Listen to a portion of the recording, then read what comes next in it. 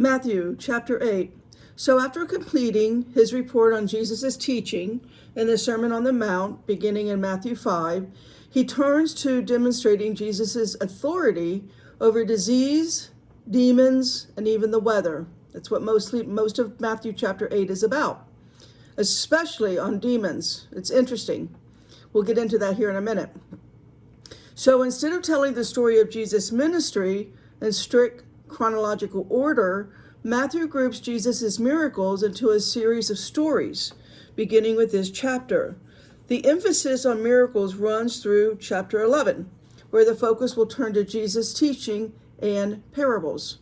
Matthew 8, verse 1. When he was come down from the mountain, great multitudes followed him. And behold, there came a leper and worshipped him, saying, Lord, if thou wilt, thou canst make me clean. So the Lord gave Moses very specific instructions about keeping those infected with leprosy from spreading the disease to others, Leviticus 13, including keeping all lepers isolated from the community. The leprous person who has the disease shall wear torn clothes, let the hair of his head hang loose. He shall cover his upper lip and cry out, unclean, unclean. He shall remain unclean as long as he has the disease. He is unclean, he shall live alone, and his dwelling shall be outside the camp. Leviticus 13, 45 and 46. In addition to being healed of his disease, he expressed both great boldness and great faith, along with genuine humility in making his appeal to Jesus. He was bold to risk coming so near, but he was also convinced that Jesus could heal him. Still, he did not demand to be healed. He simply acknowledged that Jesus could heal him if he wanted to. In that way, the leper provides a model of how to approach God with our request for healing as well. See, everything in the Bible, we need to pay attention to all these little details. We gloss by it. We're not stopping and taking time and reflecting, why is this being told? We have to understand everything is an example and providing us I guess I would say a window. Is that what I want to say? A window into how we are to approach God and what our relationship is like with God. Does that make sense? I hope it does. Anyway, moving on. Verse 3. Jesus put forth his hand and touched him, saying, I will. Be thou clean. And immediately his leprosy was cleansed. So in the Old Testament, supernatural intervention from God to call attention to his power and glory. Numbers 12, 10 to 15. 2 Kings 5, 9 to 14. This man's healing will serve the same purpose. Jesus reaches out and touches the man. He did not need to touch the leprous man in order to heal him. In the following verses, Matthew will report of a time when Jesus healed a paralyzed man without even seeing him. Jesus chooses to touch this man with leprosy, an act that technically violated the law of Moses. Again, we don't want to gloss over this stuff. We have to know that every single verse in the Bible is important, and we need to take our time with each verse and understand how we can utilize it, how it can be a teaching in our daily lives. Okay, so Leviticus 5:3 would have made Jesus ceremonially unclean himself within the context of Jewish law. It would have also been deeply shocking to the Jews, especially Pharisees and Sadducees, watching this, and they were constantly watching him. Jesus does not become unclean. The man's condition instantly vanished after being touched by Jesus. There's a purpose for that. We got to, sit still, take our time with the verses. That's what these videos, Holy Spirit is guiding me through. That's why I'm doing this, because the Holy Spirit knows you don't have the time, and I've been blessed with the time to do it. I have 12, 14 hours a day, 7 days a week, right? To take my time now for over 2 years now. I've been taking my time through the concordance. Matthew 8, verse 4. Jesus saith unto him, See thou tell no man. Go thy way, show thyself to the priest, and offer the gift that Moses commanded for a testimony unto them. So Jesus commands him not to tell anyone about it. Matthew will report on several moments in Jesus' ministry when he commands people not to talk about his power or reveal that he is the Messiah. You will find that in Matthew 9:30, 12:16, 16:20, and 17:9. So this is also known as the Messianic secret. It may be that Jesus did not want to draw too much attention to his role as the Messiah too early in his ministry. There are moments in his ministry where people respond to his power with the desire for revolution against Rome. They had a political agenda, as all your false prophets on social media today do as well. It's all a political agenda. See John 6:15. This is what many Israelites hoped and assumed the Messiah would do: overthrow Rome, take back the temple. However, Christ's mission was not to overthrow Rome. His mission was to die for the sins of humanity. When Jesus entered into Capernaum, there came unto him a centurion beseeching him. It's significant then that such a powerful person will come to Jesus with a request for help. In Luke's report on this exchange, see Luke 7, 1 through 10. The centurion does not come to see Jesus himself. Instead, he sends a respected Jewish elder on his behalf. Matthew shortens his accounts and leaves out the fact that the centurion spoke to Jesus through others. Those Jewish elders in Luke's report describe the centurion as worthy to have you do this for him, for he loves our nation, and he is the one who built us our synagogue. Luke 7, 4 and 5.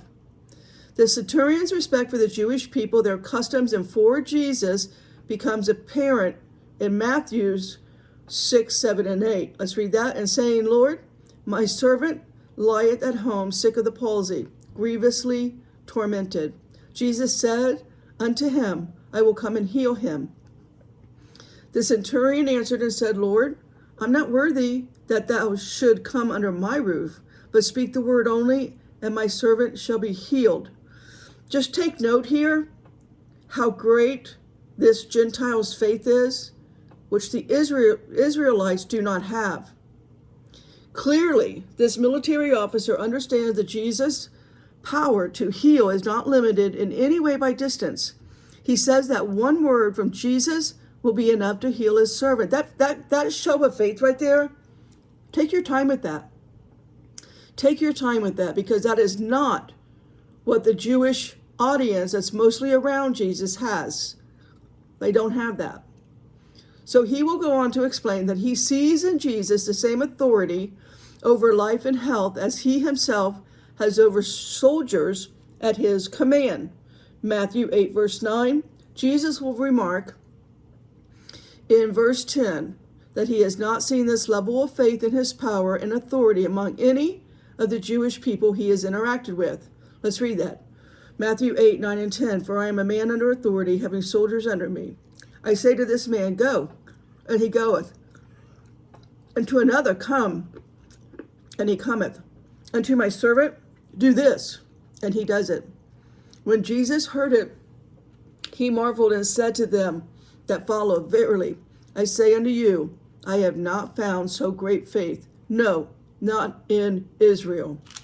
So Jesus here turned to his followers, again, the majority of them Jewish, and says something that may have felt like a dagger in their heart, that this Gentile was exhibiting more faith than anyone Jesus has ever interacted with in the nation of Israel. Christ will use this moment to show that the kingdom of heaven will include many people his followers may not expect. The kingdom will also exclude some of those they assume will be there, the Israelites. Verse 11 and 12. I say unto you that many shall come from the east and the west, shall sit down with Abraham, Isaac, and Jacob in the kingdom of heaven. But the children of the kingdom shall be cast into outer darkness. There shall be weeping, gnashing of teeth. Responding to the Romans officer's faith in him, Jesus has said many Gentiles will share a table in the kingdom of heaven with Israel's patriarchs, right? Abraham, Isaac, and Jacob. Now, he adds, the sons of the kingdom will not be there, cast into outer darkness, where there will be weeping and gnashing of teeth. The phrase sons of the kingdom was a Jewish term for the nation of Israel. Jesus is teaching that simply being born into the nation of Israel will not guarantee someone a place in heaven, as was commonly thought in that culture, that timeline. The Jewish people read that in Galatians 3:7-9. Instead, Jesus is emphasizing the faith in him. Faith like that of the Roman centurion will be the deciding factor about who is allowed into the kingdom. Again, Galatians 3:28-29. Jesus goes even further. Those not allowed into the kingdom of heaven will be thrown out into a place of darkness and misery, weeping and gnashing of teeth is language Jesus uses regularly to describe the suffering in hell. Matthew 13:42, 22:13, 24:51, 25:30. Matthew 8:13-14. And Jesus said unto the centurion, Go thy way, and as thou hast believed, so be it done unto thee. And his servant was healed in the selfsame hour. And when Jesus was come into Peter's house, he saw his wife's mother laid and sick of a fever. In that timeline, fever was considered a disease and not just a symptom. This incident is also described in Mark 1:29-31, Luke 4:38-39. Matthew 8:15-16. He touched her hand, the fever left her. She arose and ministered unto them. When the even was come, they brought unto him many that were possessed with devils. He cast out the spirits with his word and healed all that were sick. Demon, either possession or oppression, was more common during this time in the history of the world. That speaks to Satan's cleverness and strategy. In that culture, the existence of demons was not debated.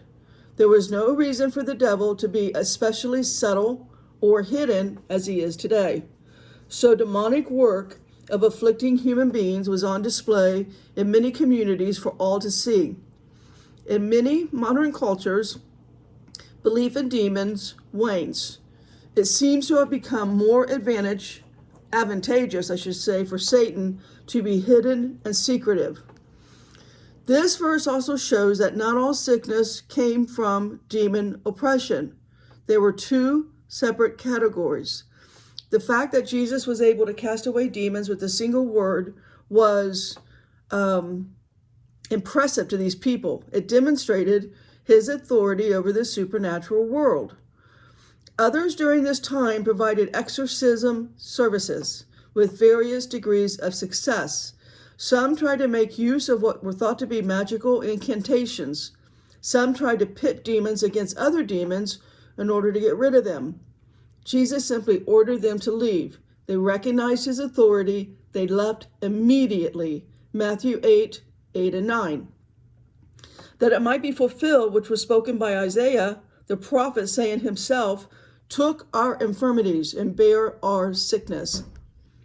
Jesus did during his ministry on earth as the fulfillment of a specific prophecy found in Isaiah 53:4. Matthew quotes that verse in this way: He took our illnesses and bore our diseases. Matthew's primary audience for this gospel in the nation of Israel points to a time meant to tell the Jewish people, in particular, that Jesus truly is the Messiah. Other portions of Isaiah chapter 53 describe the suffering Messiah would experience as part of his ministry. Isaiah 53:5, 1 Peter 2:24, Mark 10:33. Matthew 8:18-20. Now when Jesus saw great multitudes about him, he gave commandment to depart unto the other side.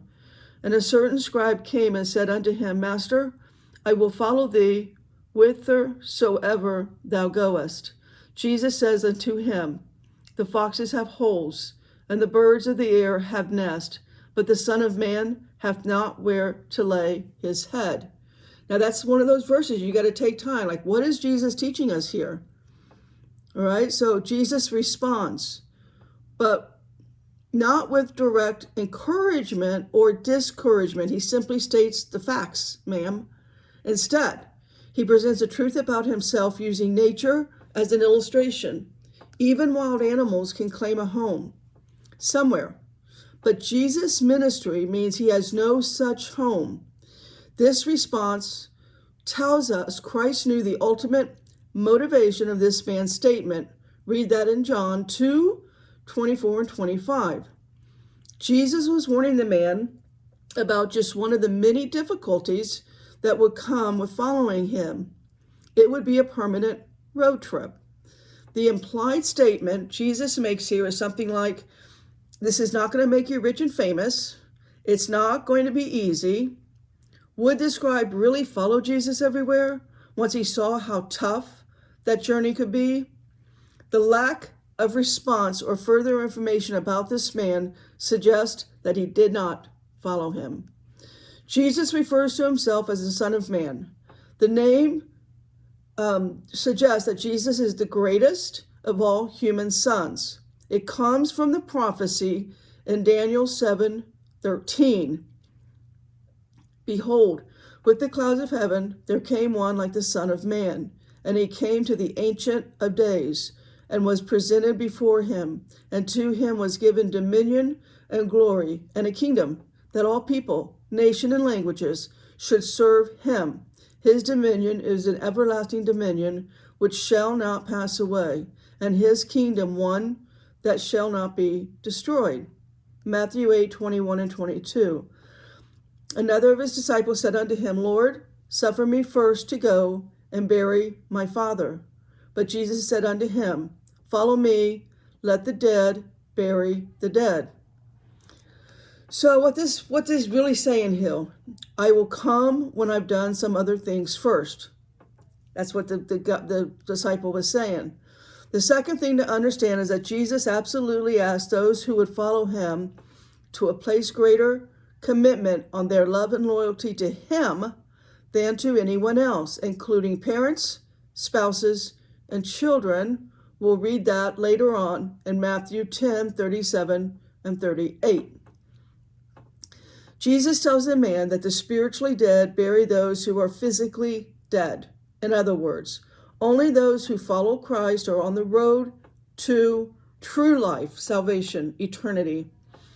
Matthew 7:13 and 14. No human relationship or other obligation can provide good enough reason to leave that road behind. In other words, to leave Jesus behind. His response to the scribe, Matthew 8:19 and 20. Matthew 8:19 and 20. Jesus' remark is meant to challenge the assumptions, forcing someone to confront their own sincerity. If this man is not willing to follow Jesus until it's socially convenient, he's not really willing to follow at all. Matthew 8:23 to 26. When he was entered into a ship, his disciples followed him. Behold, there arose a great tempest in the sea, insomuch that the ship was covered with the waves, but he was asleep. And his disciples came to him and woke him, saying, Lord, save us, we perish. And he says unto them, Why are you fearful, ye of little faith? Then he arose and rebuked the winds and the sea, and there was a great calm. His first response is not to immediately save them. Instead, he asks them why they are afraid and chides their lack of faith.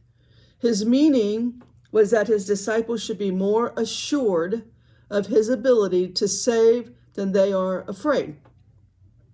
His primary concern for those who would follow him is that they trust him. Then Jesus stands up and rebukes the wind and the sea. He tells it to stop, and an immediate calm falls over the lake.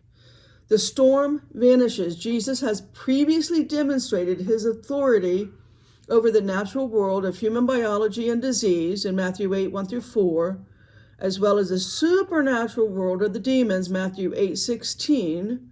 Now he shows he's the master of all nature, including the weather. 27 and 28.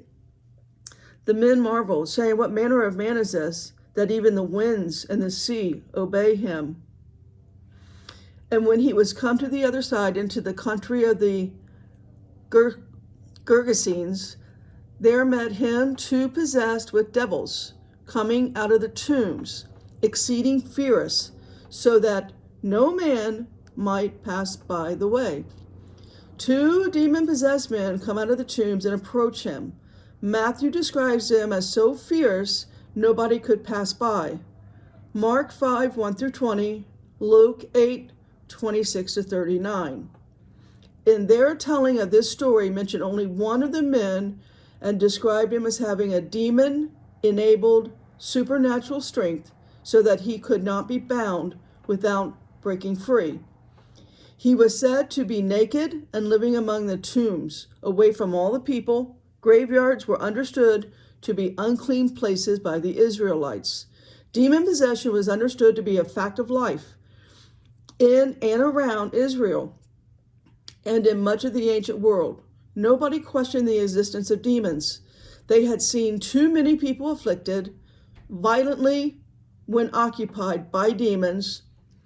They were known to alter their personalities and behaviors, as well as causing those oppressed to behave in self-destructive and violent ways. The lesser occurrences of demon possession today is likely a deliberate strategy by the devil. Disbelief in this, actually guys, we're just as demon possessed, but they call it New Age. Yeah, lovey-dovey, fluffy Jesus, we are all one, you two are gods.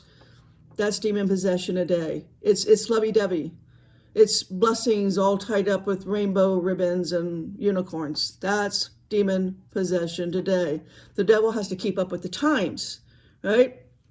So if you're talking to a New Ager that's they're giving you healing, they're giving you a great medium reading, they're giving you a great psychic reading, all of that's demon possession. They're called seducing spirits. They're quite lovely. Yeah, they're quite lovely. You can find them all over Sedona, by the way. And I was one of them. Verse 29, and behold, they cried out, saying, "What have we to do with thee, Jesus, thou Son of God?" See, the demons know Jesus. The Israelites, the Jews, don't know who Jesus is. They don't know who the Messiah is, but the demons, they know. "Art thou come hither to torment us before the time?" The questions asked of Jesus by the demons revealed to us several things. First, the demons called Jesus the Son of God. See, we have more, that's where we are today. Everybody is so demonically possessed, but it looks good. It feels good. They're well dressed. They're well behaved. They're very psychic. They're very spiritual. We are all one.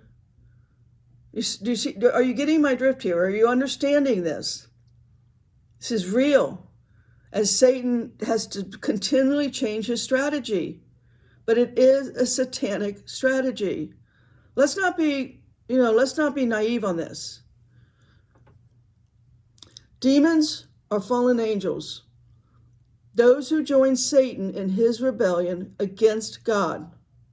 Jesus, now when I say demons are fallen angels, there are also demons of the Nephilim.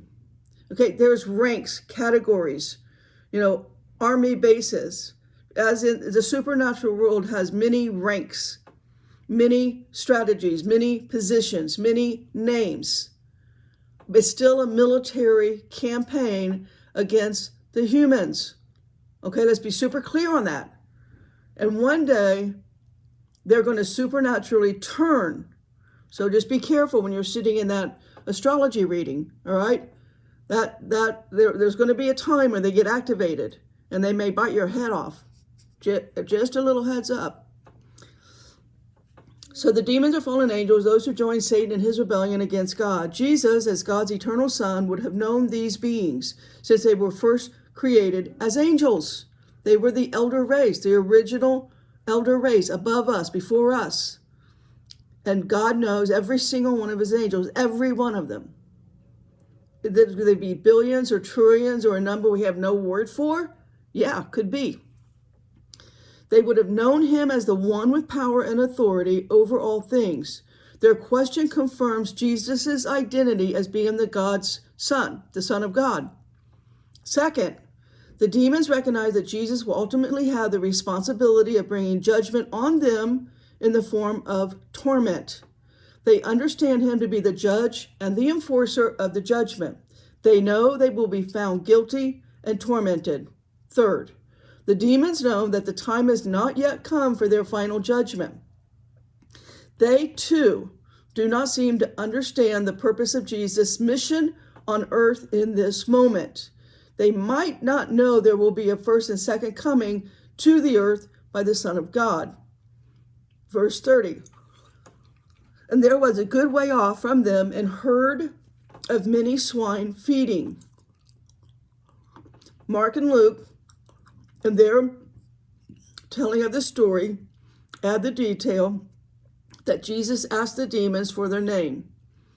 Their answer is legion, because at least one of the men was possessed by many demons at once. Mark 5:9, Luke 8:30. Legion, by the way, is 6,000. And that's a Roman military campaign. That word legion is a Roman term. In that day, everyone understands what it means.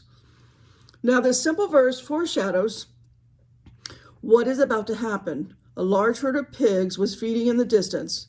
This confirms once more that Jesus and the disciples were not in Jewish territory. Since the Israelites understood pigs to be unclean, they had no reason to keep herds of them. Modern people who read the phrase herd of pigs probably imagine something much smaller than what this scene suggests in that timeline. Mark's telling of the story puts the number of pigs at about 2,000. Verse 31. By the way, you can find that in Mark 5:13. Hold on, I need a drink of water. So the devils besought him, saying, If thou cast us out, suffer us to go away into the herd of swine. The demons know Jesus is the Son of God and that he will order them out of the men. They know also they will have no choice but to obey whatever command he gives to them. Matthew 8:28 and 30. The herd of pigs nearby is not a small cluster, but 2,000 animals in Mark's telling of the story. The demons appear to accept their impending fate. Luke tells us that they didn't want to be sent into the abyss, Luke 8:31. So that, again, there's different ranks of demons. And the demons there, the legion of demons, they do not want to be sent into the abyss. That's way worse. Just saying, that abyss opens up in Revelation 9. While Mark says they did not want to be sent out of the country, Mark 5:10, the abyss was understood to be a place where demons were kept until the time of God's judgment, Revelation 9:1-2. Rather than face those options, the demons begged to be sent into the pigs. Instead, Scripture does not specify how this would ultimately any different given how the animals respond. Still, that is what they wanted. Matthew 8:32 and 33. Let's read that. And he says unto them, Go. And they were come out, they went into the herd of swine, and behold, the whole herd of swine ran violently down a steep place into the sea, and perished in the waters. And they that kept them fled, and went their ways into the city, and told everything what has befallen to the possessed of the devils. We also cannot answer biblically why Jesus granted their request to enter the pigs when he knew what would happen next. This would have incurred a great cost to their Gentile owners.